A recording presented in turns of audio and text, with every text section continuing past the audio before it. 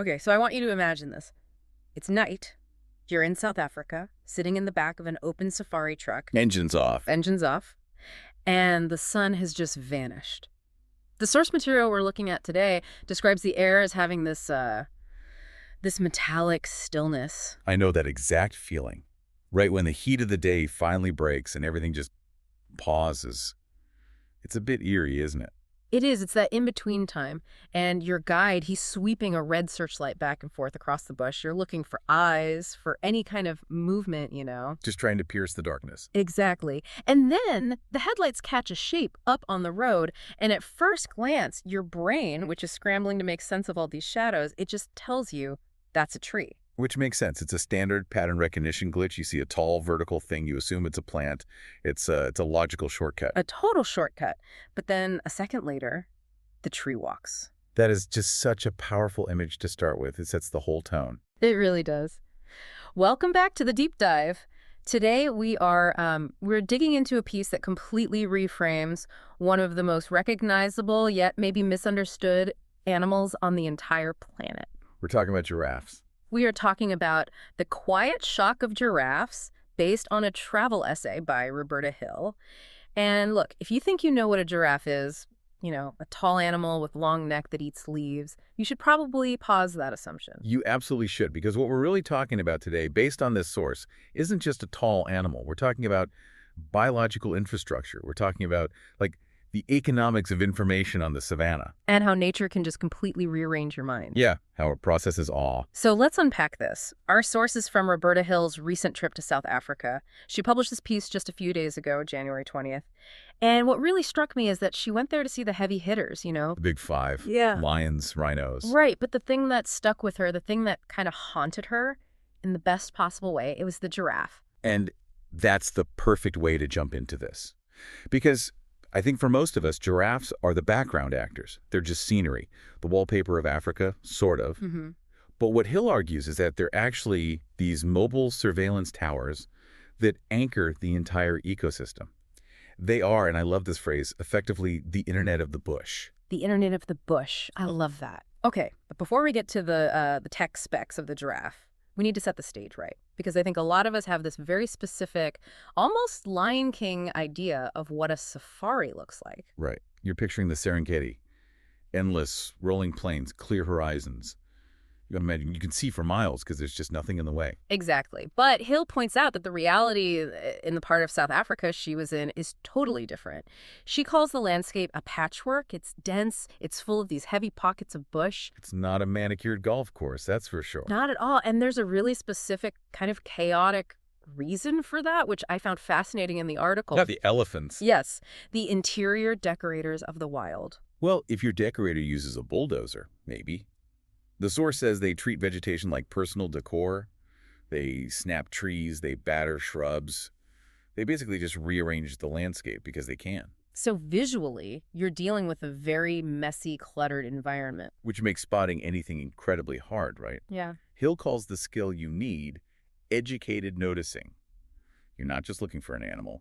You're scanning for geometry that doesn't belong. Like a straight line in a world of tangled branches. Exactly. A horizontal back in a vertical world of trees. And this is where the giraffe suddenly goes from just being tall to being, well, a critical piece of engineering. Roberta Hill has this great line that I highlighted. She says, their height isn't a party trick, it's infrastructure. Precisely. Because in that messy, broken terrain, giraffes don't just see farther. They see sooner. And that distinction is everything. Okay, let's dig into that. Seeing sooner versus seeing farther. Well, think about a predator attack. Seconds matter. If you're a zebra, your eyes are maybe 4 or 5 feet off the ground. In that dense bush, your horizon is tiny. You might be staring at a wall of scrub just 10 feet away. So you're relying on smell or hearing? Almost entirely. And those can be really unreliable depending on the wind. You're essentially operating with blinders on. Okay, I see. But the giraffe is in the penthouse suite. Their eyes are 18 feet up. They can see over the mess the elephants made. They can spot the lion moving through the tall grass that is completely invisible to the zebra standing right next to them. So they're a biological periscope. They lift the whole herd's gaze above the clutter. That's a perfect way to put it. They buy everyone else time. And the way they do it, the behavior Hill highlights, is the freeze. This was one of the coolest parts for me. So the giraffe spots trouble. It doesn't run, it doesn't make a sound, it just freezes. What? Well, first, it's about camouflage. It sounds crazy for a giant animal, but their pattern really does break up their outline against acacia trees. If they don't move, they can be surprisingly hard to see. And the second reason? It's a signal. The source calls it a quiet, collective recalculation. Think about it. If you're an impala and the giant tower next to you suddenly stops chewing and goes completely still, you notice. Oh, right. The lack of motion is the alarm. Exactly.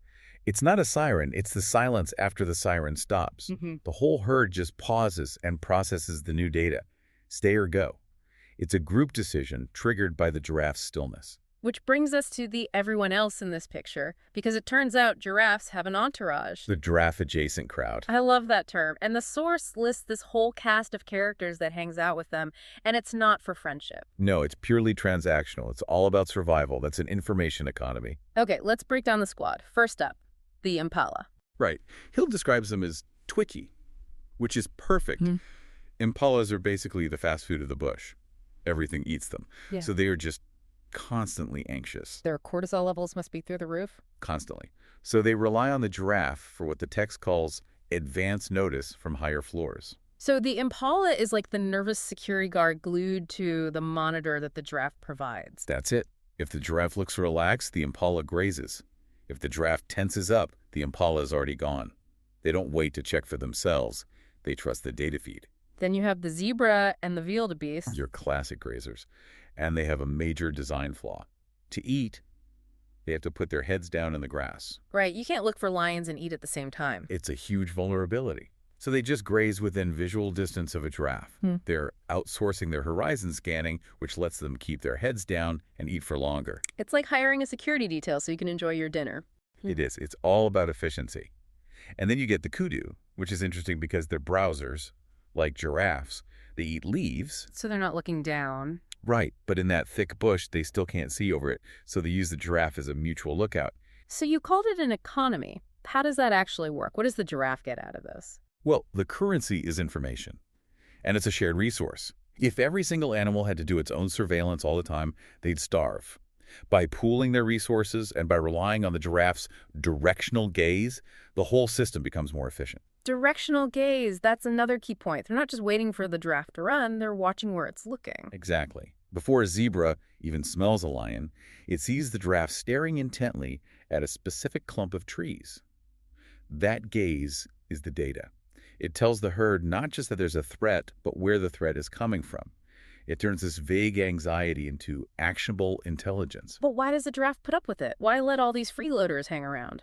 Because there's almost no cost to the giraffe. And this is a really important ecological point from the source. Non-competitive feeding. Ah, the different menus. Precisely. Giraffes are browsers. They eat the high branches. Zebras are grazers. They eat the low grass. They're not fighting over the same meal. It's called niche partitioning. So there's no tension. Zero. The giraffe couldn't care less what the zebra is eating. It's a perfect symbiotic security system. It really changes how you see a herd. It's not random at all. It's a highly organized society. It really is. Okay, so we talked about the night view, the walking tree. But seeing them in the daylight, Hill says, reveals the full choreography. The way she describes their movement is just beautiful. Long, unhurried strides. It's like they're moving in slow motion compared to the twitchy little impalas. Everything is just so deliberate. And the way they eat from those acacia trees, I've seen pictures of those thorns. They look like weapons. Oh, they are. The text says they look weaponized against everything except giraffes. We're talking 3-inch spikes. But the giraffe just navigates them with this supervisory patience. Supervisory patience. I feel like I need more of that, but how do they do it? It's their anatomy. They have these prehensile tongues, like 18 inches long and tough as leather. They can just weave between the thorns. But here's the thing. They can't rush.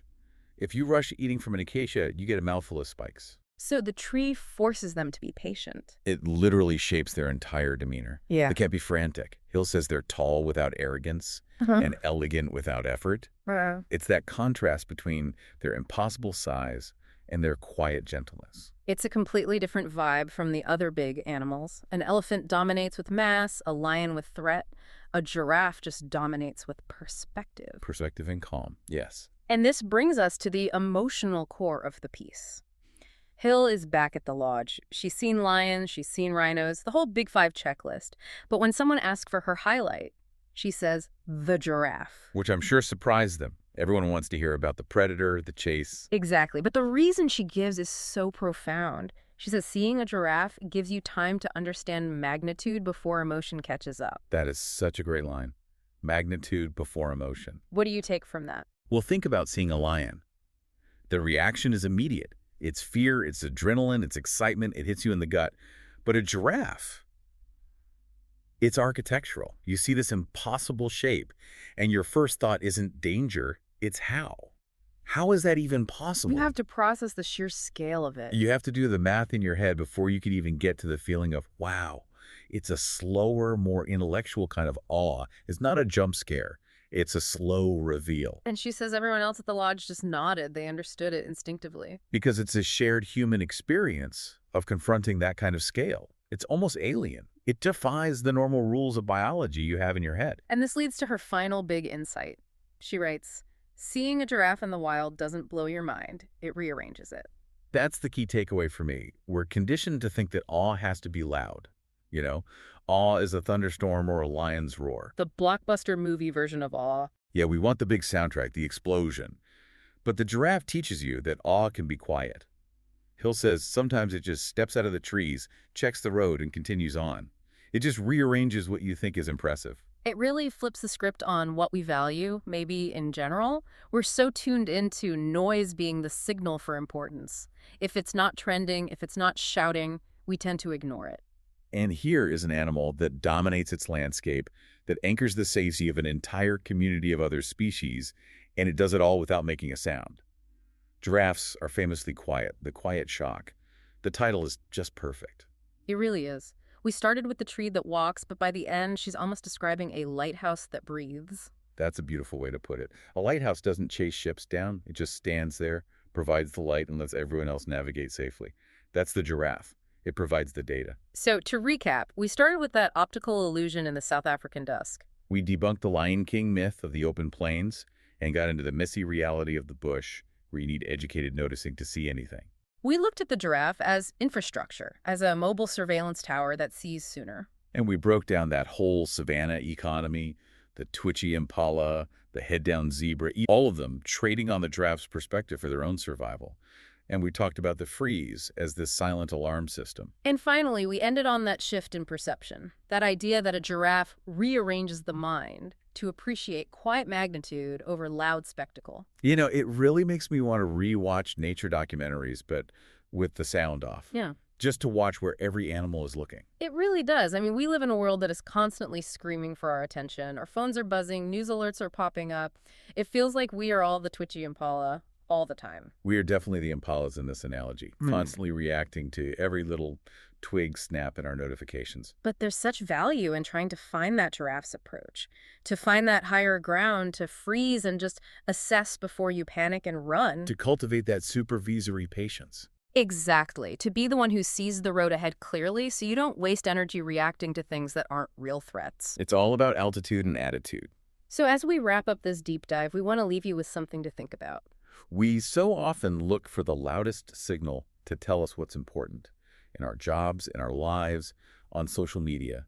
But as we've seen in nature, the most critical information often comes from the silent observer standing head and shoulders above all the chaos. So the question is this: who is the giraffe in your life? Who is that person, or what is that source providing that quiet, high-level perspective that helps keep everyone else safe? And maybe more importantly, are you paying enough attention to where they're looking? Thanks for listening to The Deep Dive. We'll see you next time.